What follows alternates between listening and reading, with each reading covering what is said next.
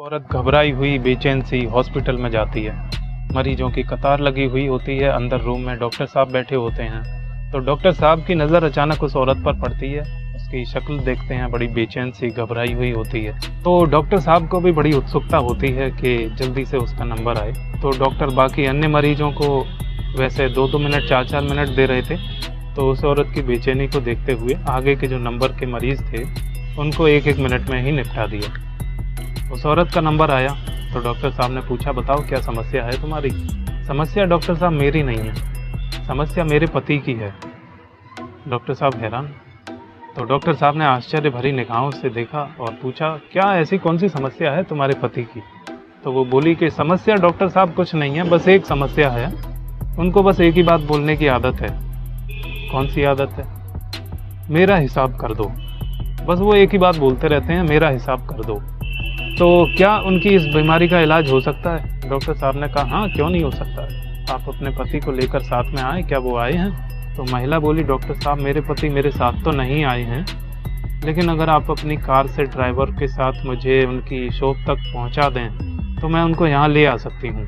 तो जनरली ऐसा होता तो नहीं है, लेकिन डॉक्टर साहब को थोड़ी उत्सुकता थी, जानना चाह रहे थे, और आप समझ रहे हैं कि महिला वाली बात थी तो थोड़ा सा और इंटरेस्ट बढ़ गया।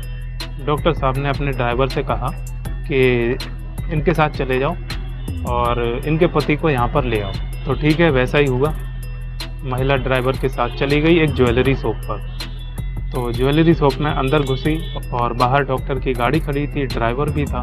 संजोग की बात है कि ज्वेलरी वाला डॉक्टर साहब को तो जानता था, लेकिन उनकी पत्नी को उसने कभी नहीं देखा था। तो क्योंकि गाड़ी डॉक्टर साहब की थी, ड्राइवर भी डॉक्टर साहब का था, महिला अंदर गई और उसने अपने लिए एक बेहतरीन 2-2.5 लाख का हार पसंद कर लिया। अब समस्या थी पेमेंट करने की। तो महिला ने कहा कि मैं फलां डॉक्टर साहब की पत्नी हूँ और अभी तो मेरे पास कोई क्रेडिट कार्ड, डेबिट कार्ड या कैश नहीं है, लेकिन अगर आपको पेमेंट लेनी है तो आप मेरे साथ चल सकते हैं। अगर आप इतना हमारे लिए कर दें तो आपकी मेहरबानी होगी। आप हमारे साथ चलिए या फिर अपने किसी आदमी को भेज दीजिए और अपनी जितनी 2.5 लाख की पेमेंट है उसको आप ले लीजिए।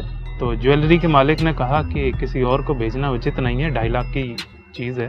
तो ज्वेलरी का मालिक स्वयं उसके साथ उस कार में बैठ गया, क्योंकि ड्राइवर तो कार में बैठा था, उसे तो कुछ मालूम ही नहीं था।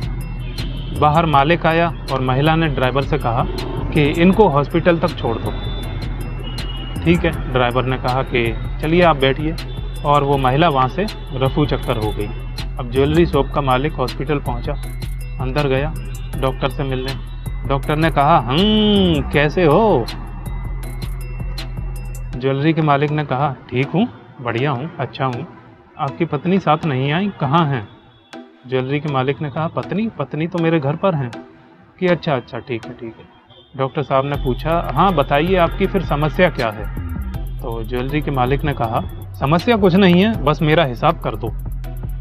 तो आगे क्या हुआ होगा आप अंदाज़ा लगा सकते हैं। अब इस इंसिडेंट से आपको क्या समझ आता है? यही कि कभी भी किसी पर आकर्षित होने से पहले उसके व्यक्तित्व का पता कर लें। कभी कभी बुद्धि होते हुए भी मनुष्य का विवेक क्षीण हो जाता है। तो किसी पर भी विश्वास करने से पहले, आकर्षित होने से पहले उसकी पहचान अवश्य कर लें, वरना डॉक्टर साहब जैसा हिसाब आपको भी करना पड़ जाएगा। जब आपके अंदर किसी भी चीज़ को लेकर हर तरीके के पहलू को सोचने की क्षमता आ जाती है, आप उस चीज़ के सारे पहलू देख सकते हैं, विश्लेषण कर सकते हैं, तो ये समझ लिया जाता है कि आप विवेकवान हैं।